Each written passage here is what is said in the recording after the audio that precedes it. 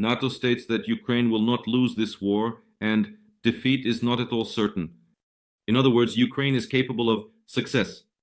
Explosions are occurring on Russian territory, and governors are reporting drone flights, while in Moscow, the Cavoli plan has been announced at airports due to drones. Meanwhile, Russia continues to carry out terrorist strikes on Ukrainian territory. And what was the outcome of Kirill Dmitriev's trip, Putin's special representative to the USA? About this and more right now. Welcome friends to my channel. I am Alexander Musienko, and this is the traditional morning briefing for you on the events that I consider relevant, important, and worthy of your esteemed attention. So, the operational news is that the enemy attacked Kharkiv, the Kharkiv region, and the Zaporizhia region. Sumy region, unfortunately, there are casualties and injured.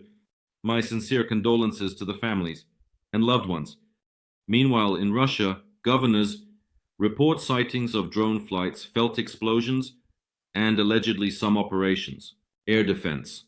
In the Lipetsk region, near one of the enterprises that operates within the military-industrial complex chain. In other words, no energy facilities. The General Staff of the Armed Forces of Ukraine clearly explained that Russia falsely accuses Ukraine of allegedly attacking energy facilities. This is not true. Ukraine has not struck energy facilities since the announcement of the so-called energy truce, and it is fulfilling the commitments it has undertaken, as stated by the Supreme Commander-in-Chief, the President of Ukraine. At the same time, the enemy is violating this. But military targets, of course, are absolutely a legitimate target that can be attacked in response to Russia's terrorist strikes. We have the capability to defend ourselves, and it is necessary to do so. I think you will agree and support this idea in the comments. Therefore, the Oslipitska region, Moscow, there the Cavoli plan has been announced. Well, it's fine, let them receive it. But what's interesting is that very important and intriguing hearings took place in the Senate, and they listened to General Cavoli. He is the head of the NATO Joint Forces Staff, an American, General Cavoli, who is very knowledgeable about the Russian-Ukrainian war. And, in fact, he provided explanations to the Senate Armed Services Committee. Cavoli stated that Ukraine has increased its capabilities and capacities, and Ukrainian strikes deep into Russian territory have been extremely effective. These are the words of the general. Additionally, Cavoli noted the following. Of course, that Russia is conducting offensive operations and the enemy continues to advance, meaning Russia is advancing into Ukrainian territory. But the general says that Ukraine is now in a very strong defensive position. And he noted that Ukraine, who is very, let's say, confident, even though over time it is proving its ability to generate forces, build up strength, and strengthen its defensive positions. And he says that now, of course, it's hard to imagine that a major offensive by Ukrainian forces aimed at deoccupying all Russian-occupied territories is possible. But at the same time, he says that Ukraine is not losing. And he talks about how he doesn't think that a Ukrainian defeat is inevitable. These are the words of the general. And, in fact, he said that it is very important to ensure continued support for Ukraine and the supply of American weapons. And he noted that if this weaponry is halted, it will impact Ukraine's capabilities. If Ukraine cannot receive our extremely critical intelligence data, it will be very difficult to strike targets, especially deep strikes like command posts and logistics centers. Therefore, he emphasized this point. That support for Ukraine must be very important, but Ukraine will not lose the war. These are the words of Cavoli. And this is a very important message, in the sense that no matter what pressure is applied, whatever Russia does, or what terror campaigns it conducts. But as of today, Ukraine is actually in a stronger position. General Cavoli essentially acknowledged the merits and achievements of the Ukrainian military and military political leadership, and what has been done to strengthen and develop the armed forces of Ukraine, the defense forces, and ensure the defense operation. The command of the armed forces of Ukraine, the commander-in-chief of the armed forces of Ukraine, General Ceasefire, we see that this assessment is given at the highest level, and this testifies to the work being done for the defense of our state. This indicates what is being done to strengthen the defense in order to conduct active maneuver defense, and we see that it is yielding successes. Because the Ukrainian forces have achievements in the form of, among other things, liberated certain territories. Yes, these are tactical successes. Yes, small territories, but how much effort, how much diligence was invested in this? And we see that it works. That is, the adjustment of our defense, the repositioning of our forces, it ultimately yields results. Meanwhile, the Supreme Commander-in-Chief, President of Ukraine, Volodymyr Zelensky, notes that in the matter of achieving a complete ceasefire, Russia can be pressured within weeks or months, and he noted that in the matter of achieving a ceasefire as soon as possible, Ukraine and its allies in Europe and the USA are fully united. According to the president, only after a certain period following a complete ceasefire can options for diplomatic dialogue be considered. The president of Ukraine said this during a visit to the Chernihiv region. Zelensky reminded that we agreed in Saudi Arabia, Ukraine agreed to a complete ceasefire, an unconditional ceasefire. The Russians did not agree to this, although we know that talks between the Americans and the Russians are ongoing, notes the president of Ukraine. And at the same time, he says that they are not public, but such conversations are happening. As of today, no matter how differently we may view certain things, undoubtedly with the Americans and Europeans, although everyone has their own interests, in the matter of achieving a ceasefire as soon as possible, we are all united. But when can this ceasefire occur? Well, Kirill Dmitriev, the Russian representative, went to the USA and he spoke there. This, by the way, trip was accompanied, in my opinion, by information and psychological operations from the Russian side. After all, both Bloomberg and Reuters wrote, citing certain sources in Moscow, well, what people say, these are such sources like people say, you go out on the street and now they ask, where did you hear about this? Well, people say so, heard it somewhere.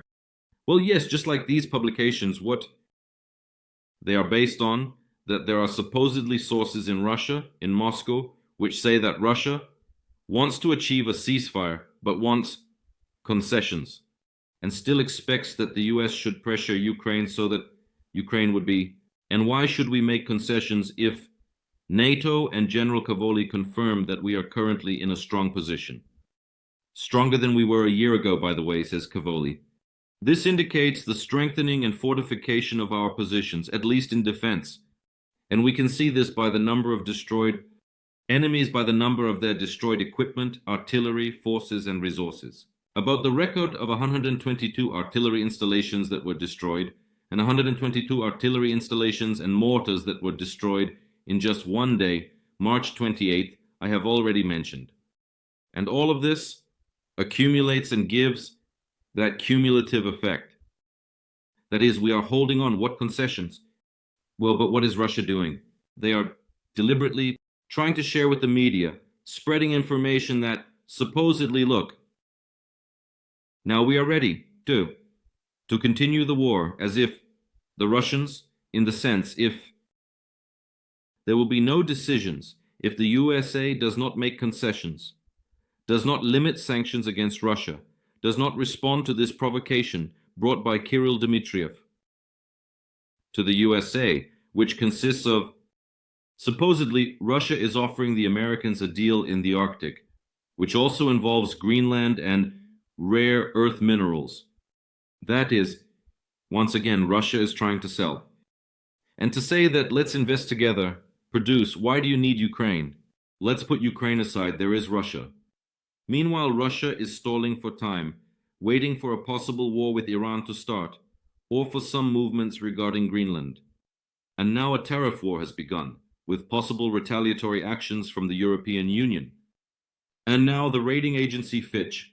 The American agency provided statistics that inflation in America will rise by 22%, which is a record figure since 1910, when there were economic difficulties that eventually led to what became known in history as the Great Depression. Well, the indicators might worsen and American manufacturers could lose out from such decisions by Donald Trump. Therefore, Russia is taking a wait-and-see approach, hoping to eventually wear down and tire out the Trump administration so that they are ready to make certain decisions.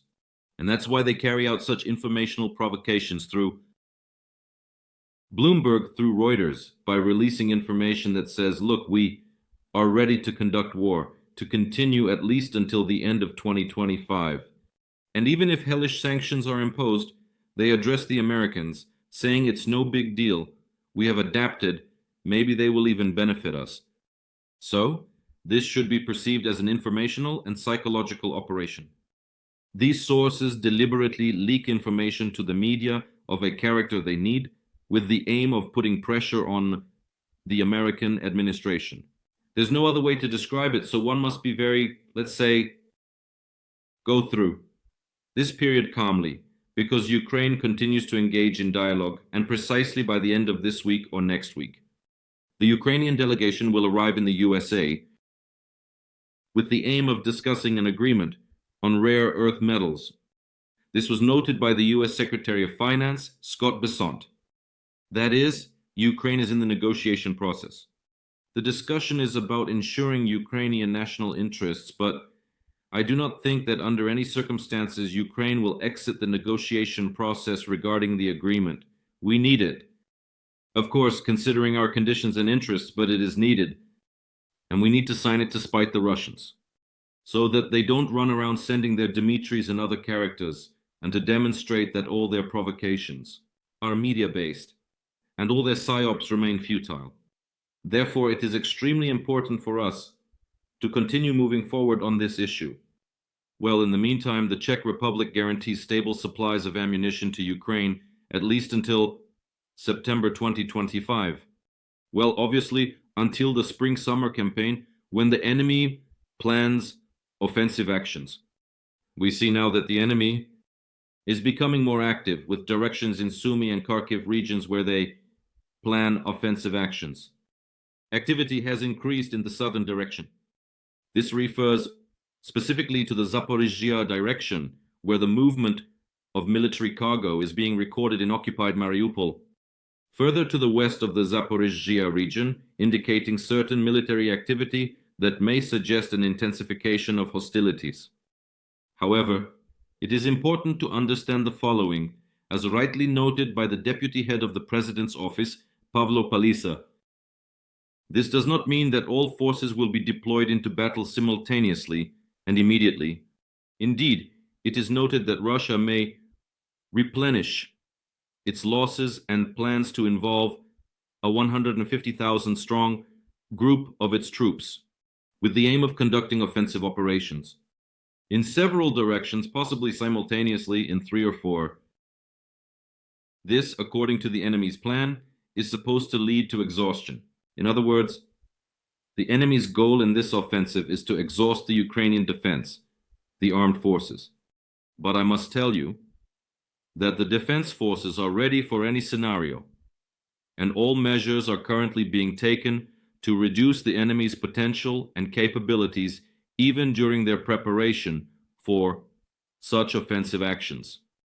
Hence, these actions are taking place and will continue. Strikes on Russian targets in the occupied territories. Preventive strikes to prevent the enemy from deploying into combat formations and conducting more large-scale and intensive combat operations as the enemy plans and intends to do. Therefore, the situation here is under control. Meanwhile, the Danish government has presented the 25th military aid package. In total, this amounts to 6.7 billion Danish krona, which is about 900 million euros. Denmark. Denmark is not a large country, a small country, but very proud, and it is extremely active in supporting Ukraine. It was Denmark that essentially initiated the moment of investment in Ukraine's defense industrial complex. It is Denmark that is helping Ukraine produce weapons, investing in Ukrainian weapons, not only purchasing but also supporting and developing our production in the defense industrial complex. This is extremely important, and we must be very grateful to this country. Thus, the funding will include air defense systems and artillery capabilities, not only shells but also artillery, assistance in the production of our artillery systems. Bodana, support for the Ukrainian Air Force, contributions to the drone and IT coalition, funding, Ukrainian defense industry following the Danish model. This is very important. Well, NATO Secretary General Rutte stated that Russia will remain a threat even after peace for Ukraine.